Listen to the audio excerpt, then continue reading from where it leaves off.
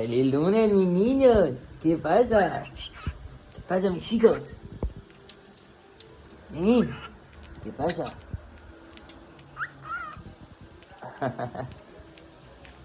Ahí está el Piolín comiendo su berrita de mi hijo. Guapo. Hola, guapo. Ahora estoy intentando enseñarle a decir guapo.